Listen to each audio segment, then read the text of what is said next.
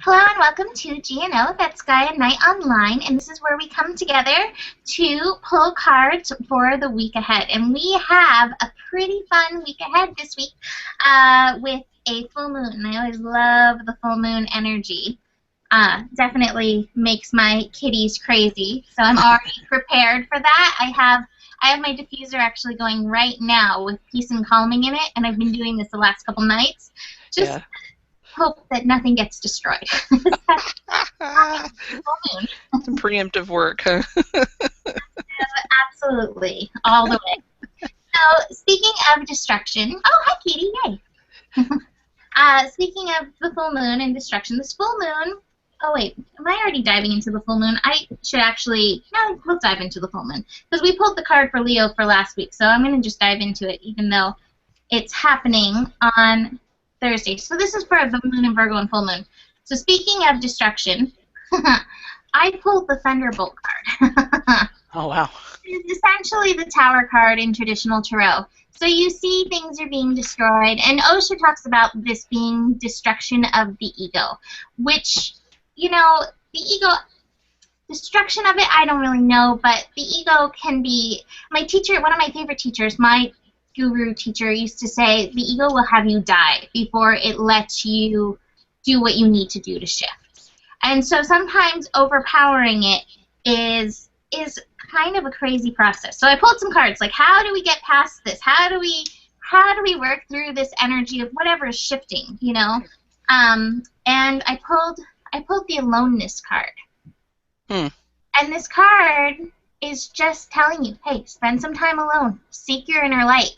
And probably it looks like he's seeking that outer light as well. But tune in. You know what you really need. And sometimes taking those steps is hard.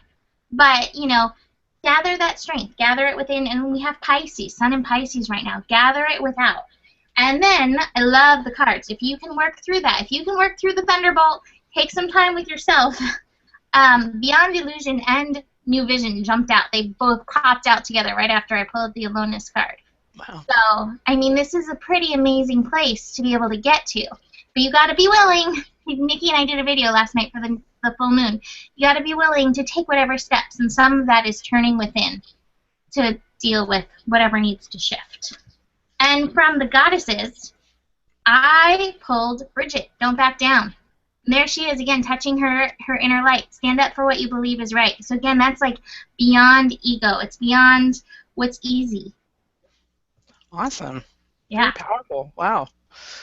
Well, it's going to be what? It's going to be like a 0 degree again or something, isn't it?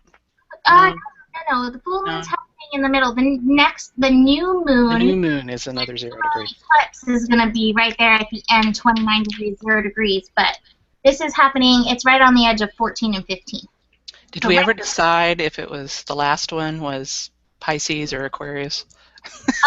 It happened in Aquarius because, you know, the new moon officially happens when the sun and the moon are in the same sign. And so, you know, that the last moment they were in the same sign was Aquarius. Okay. Yeah. Because I heard so many conflicting readings on the web. It was like, okay, can somebody like figure it out? I you know, Sagittarius, I'm like, well, what's true? What's true? So I looked to see what was true, and what was I found to be true, all the information I found was Aquarius, right there on the edge. But I think, you know, the new moon, like, especially when it's right there on the edge, like, it bridged, you know, I think that's more important than where it was. It really bridged that gap. Right. So. Yeah. It was just interesting to see the two camps. I thought it was Aquarius, too, because, you know, I use that planet watcher a lot. So, anyway, back to the full moon. I pulled the Emperor, Archangel Michael. He looks very stern, but I think it's more of a power, pulling in your power, pulling in your discipline, and your logic, your organization skills, your you know, into the daily stuff to bring that down, since it's all in Virgo. And then I said, well, let me get another card. It said 2 of Air, which means a decision, right? Virgos aren't really good at decisions, right? So being unable or unwilling to make a decision. So there's probably, some decision point going on. So I went to another deck, and I got Love Abounds. Aw. So I guess to me that means whatever decision it is, pick love. I like it. Are those two unicorns that are trying to put their heads together to come to a decision? Yeah, one's kind of looks like a palomino, and the other one's pure white, but Nice. their horns are crossing, and Yeah. they're trying to touch. I like it. Yeah. So. Katie, what do you have? So I pulled the Tower card, going along with your destruction. So there's obviously some sort of breakdown that needs to happen, and out popped the Lovers card. And that doesn't necessarily mean that a relationship has to completely fall apart, but something in it needs to shift for your purpose and for theirs as well. And then to go along with it, I have a new deck called the Magdalene Oracle. So I got surrender. So if you're having trouble with this and you don't know what to do, just surrender it. Love. And the full moon will work with you. Absolutely. I love that. I want to mention, speaking of endings, Katie and I pulling the Tower Thunderbolt cards, the full moon in Virgo actually ends a cycle of the new moon in Virgo back, 2014, August or September. I don't know the date, sorry. But if you can think back to that time, what did you begin? And is there something maybe coming to a close that you began at that time? Sometimes that works out, sometimes, I don't know. But usually it's connected, so. It was August? I don't remember exactly when it was, but it was, 2014, whenever Virgo was. So August, September, late August, mid-September. I'm sorry. I always forget that bigger cycle of the moon. Yeah, I know. There's the little small cycles that we're in, and the bigger cycles, and even bigger cycles than that. It's amazing, how it all fits in. So anyway, right after that, we shift into, the next day, Friday, we shift into Moon in Libra to bring a little balance. And it's really interesting because some of the astro this week is allegedly kicking off the 7th, Uranus-Pluto square. And so Libra, Moon in Libra is definitely going to be having a place in that because Libra squares both, it opposes Uranus and then squares Pluto. So the first card, pulling some interesting cards. This is morality. And this card, this person is basically locked in place by their morals. And, that can be that kind of that energy of Libra. Libra likes to be good. It likes to have things in harmony. It can try to balance that what's good, what's bad kind of energy. That apparently is kind of blocking the energy in this, and it's squeezing the juice out of life. This is the juicy card. I always like to be like, you need to be juicy. And so, instead of judging things as good or bad, what if you can accept them as they are? Whatever this thunderbolt, whatever is happening, can you accept it as it is and have patience with the cycles? Oh, wow. Yeah. I really love this one. Something's being born. Something's coming about, but you need to, get out of your head. This is good. This is bad. And instead, be patient with what is. And from the goddesses, I pulled Isis, past lives. The situation involves your past life memories. And so, I think with some of this Venus stuff going on, there may be, especially Venus, was with the South Node, there may be some past relationship stuff, whether it's this life or past lives, and maybe instead of judging it as good or bad, let it be and see what comes through. See what you need to learn from this. I mean, relationships are one of our best teachers, whether it's romantic or just, even a friend or parent relationship. Let it come through instead of judging it and see what lessons that it has for you and how it can help you shift. All right. I pulled Awakening, Archangel Gabriel, which I think is very appropriate. Look at things from a different perspective, and it's important to be yourself. just picking up, new stuff, new things coming in, new you. And then I pulled the King of Fire, which I think echoes all the planets in Aries right now. So you could have like a fire lit under you with your awakening and have some very passionate moments. But then I pulled Just Breathe. So breathe into your passion. Breathe through. Breathing can enhance the passion because it enhances your presence in the moment. So true. Very good. I like that. All right. So I pulled the Ten of Wands. I think it's reminding us to not be overburdened. I feel like sometimes when you're trying to balance things, that it's easy to get out of balance, and then it's also easy to just take on too much. Like trying to balance everything out can be infuriating. I think it's infuriating. I'm not good at it, but just be patient with yourself and try not to overburden. And I also pulled Liberation. Ooh. So liberate yourself from the burdens and really open. I feel like open your third eye chakra and listen. Totally. Love that.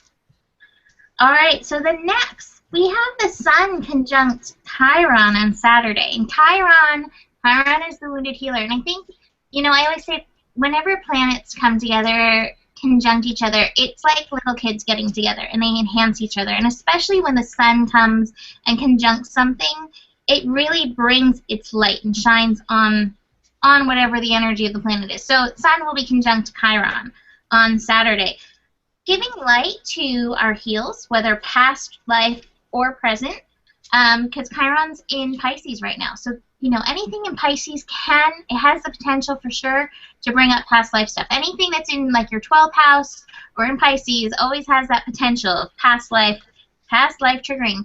And whatever your wound may be, this life, past life, what I feel from this card from Osho, courage card, have the courage to face it. Have the courage to say, okay, I see that wound.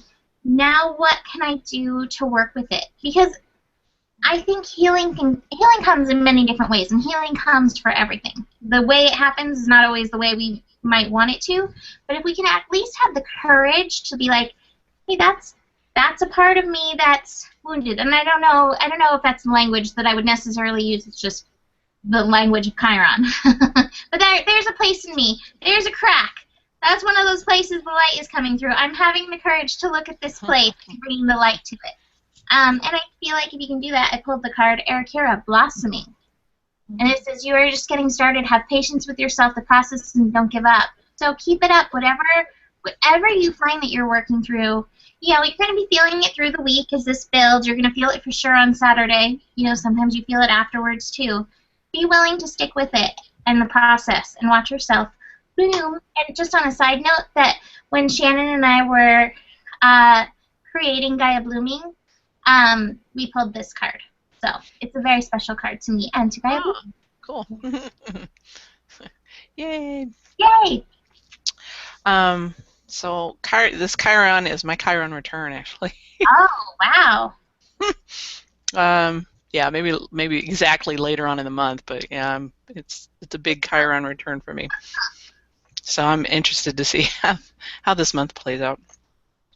I can already still feel some of the healing that's going on, releasing. So I pulled Six of Water, and it talks about memories from your history or childhood, issues regarding children, or romanticizing the past. So to me, it's kind of echoing what you said, Mimi, about releasing that past life, those past things that just aren't working anymore.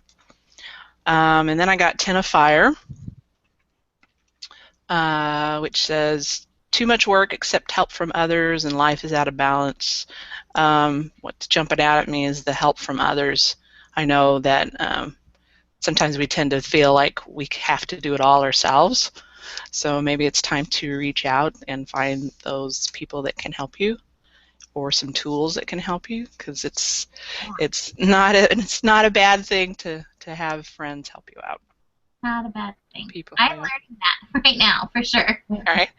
And then the other card I pulled was heal, which just tags on to the end of that, you know. Reach out to help and for help, and that will help you heal and release those bonds, because he's got like these chains that are breaking and releasing him. I don't know if you can see that. Yeah, I can see. That's awesome. That's a great Pretty card. cool. Yeah. Okay. So I pulled Saint Sinner, but what I feel from this card is release. Like, look at the tears coming out of her eyes. Like, just sit with that emotion. That's what I'm learning right now, is feeling the emotions and letting them actually move through you instead of swallowing them and blocking them. I feel like this aspect is really going to help with that. And if you're having trouble as well, just sit with your feelings and let them move through you and let yourself heal. And then I also pulled the Empress. So once you let go of those wounds, you come into yourself as a goddess or a god if you're a man. Or the goddess in a man, you know. Yeah, that too. Awesome. All right, so then before GNO next week, the moon will shift into Scorpio. And for that, from Osho, I pulled Going with the Flow.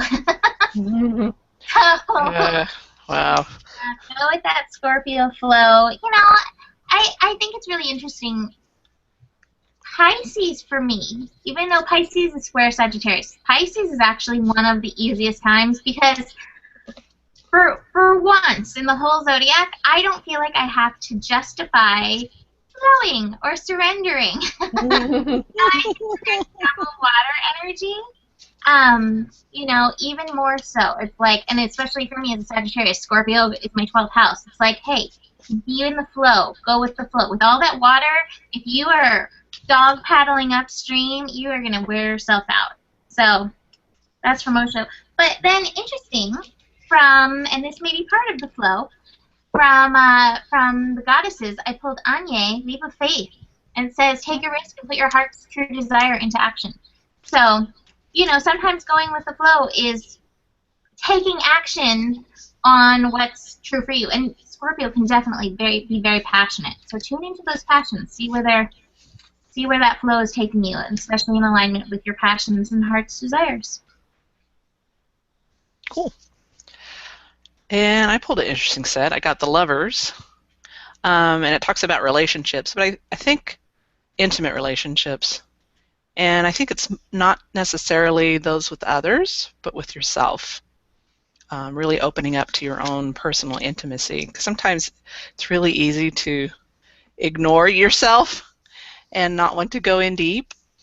And sometimes that's really what you need. And Scorpio is like perfect for that.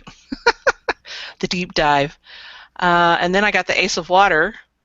And it talks about falling in love or the resurgence of a relationship. Again, I get the reconnecting with yourself and embracing who you are and you know, loving it, you know, because you are divine, right? Right. And then my last one was dedicated effort. So I don't think it's going to be an easy journey, but it is worth it. So you have to do the work. You have to put the time and the effort in to get connected with yourself. Awesome. So I pulled transformation.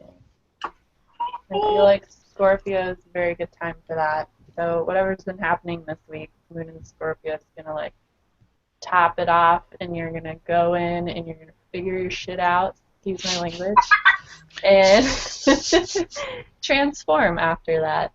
So you get to have this beautiful sunrise on the horizon. I love that. Cool. I love that. That deck is so pretty.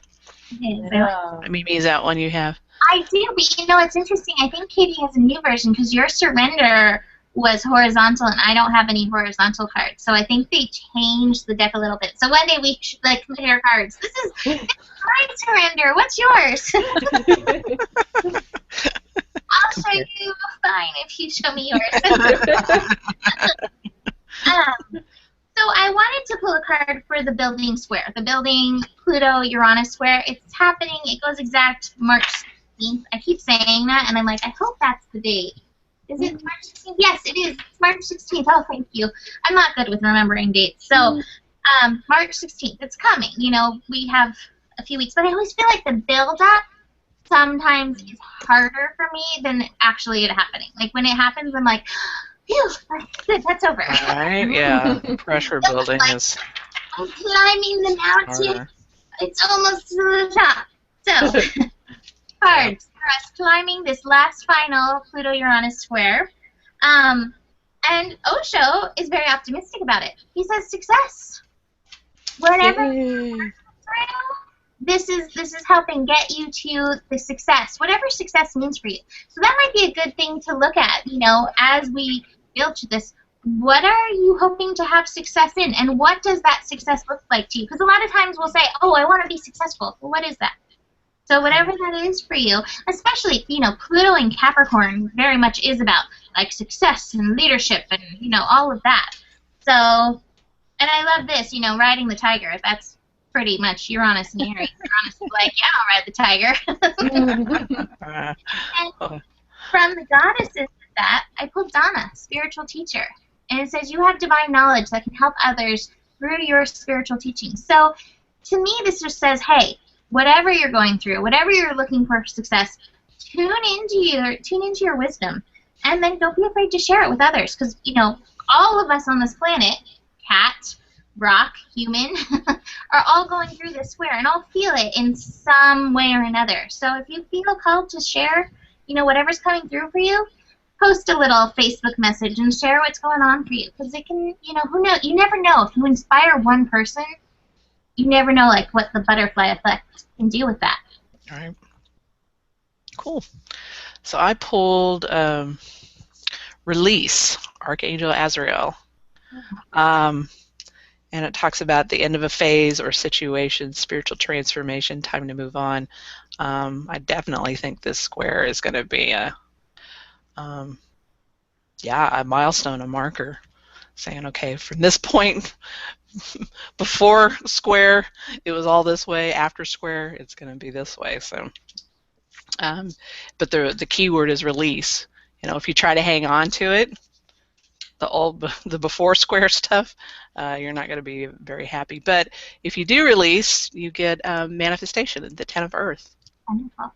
And you get beautiful rewards and, you know, abundance, magic, happiness. And then the other one I pulled was Observe. So, you know, maybe it's just something you observe in yourself. Maybe it is something that happens in the world. We're not sure, but that's what I got. I have Cat. Oops. Oh, there he goes. So I pulled the Six of Wands first, which I think goes with the Osho card, you know, a victory.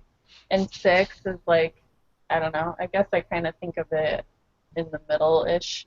So it's like what Mom was saying, like you were like this side, you were left before, and then once this happens, you're now right. Like you just like completely switch. And then I also pulled co-creation, which is cool. So maybe a wish starts to come through, or just really bring in that energy and whatever you define as success, bring that out. And then I also pulled sacred sexuality. So I'm thinking that it's just a very like base, like root chakra passion event that's going to come through. I don't necessarily think it has to do with sex or that sort of thing, but just definitely very root chakra.